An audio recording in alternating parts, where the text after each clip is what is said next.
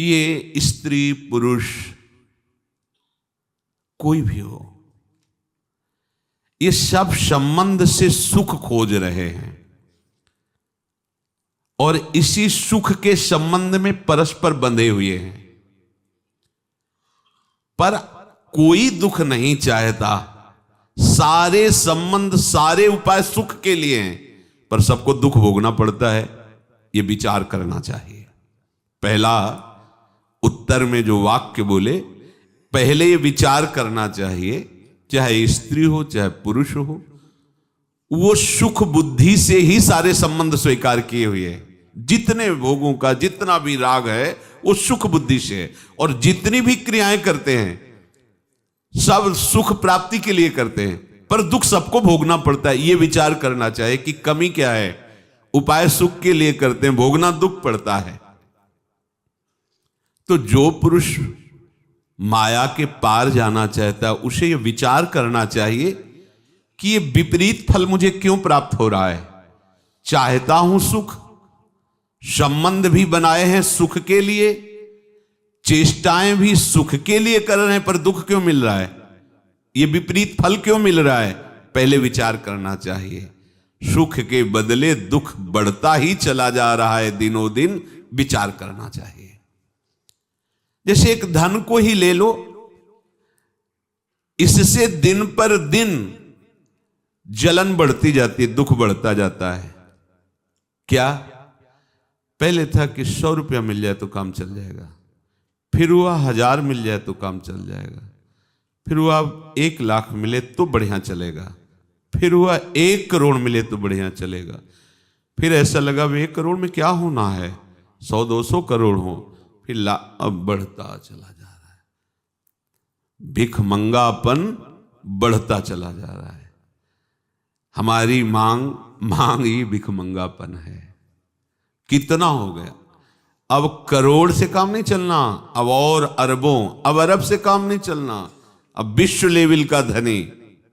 ये वासना, इसको एक तो पाना कठिन है, मिल जाए तो ये मृत्यु स्वरूप है। ज्ञान को ढक करके अपना बल प्रकाशित करता है, धन बल, ये मृत्यु स्वरूप है। जो इसको अपना मान करके फूल जाते हैं, इतना बैंक बैलेंस हमारे पास है, वो अपने आप को और प्रभु को भूल जाते हैं। जो धन के गर्व में है, धन के फूलन में है, वो अपने स्वरूप को भूल जाते हैं, प्रभु को भूल जाते हैं। घर, पुत्र, स्वजन, संबंधी, पशु, धन, जितना कुछ है ये सब नाशवान है। हे राजन, यदि सब कुछ सबको एक को मिल जाए, सब कुछ, तो भी उसे कहीं भी सुख और शांति नहीं मिल सकती। ये विचार करें। इसलिए जो माया के पार जाना चाहते हैं उसे ये भी समझ लेना चाहिए कि स्वर्ग आदि लोक लोकांतर जो है, ये भी सीमित कर्म का फल भुगवा करके एक अच्छा स्वप्न जैसा, फिर उसे इसी दुखालय मृत्यु लोक में आना पड़ता है। अब ऐसा विचार करके तस्मात् गुरुम प्रपद्येत जिज्ञासु श्रेय उत्तमम शाब्दे परे च निष्णातम ब्रह्मण्युपशमाश्रयम्। ऐसा विचार करके अब उसको सदगुरुदेव की शरण में जाना चाहिए, गुरुदेव की शरण लेनी चाहिए। गुरुदेव कैसे हो? ऐसे हो जो शब्द ब्रह्म के पारदर्शी विद्वान हो, शास्त्रों का रहस्य जानने वाले हो, और परम ब्रह्म के तत्व ज्ञानी हो, तत्व बोध हो गया हो, भगवत प्राप्ति हो गई हो, ताकि अपने अनुभव के द्वारा जो प्राप्त हुई रहस्य की बातें हैं वो अपने शिष्य को बता सके।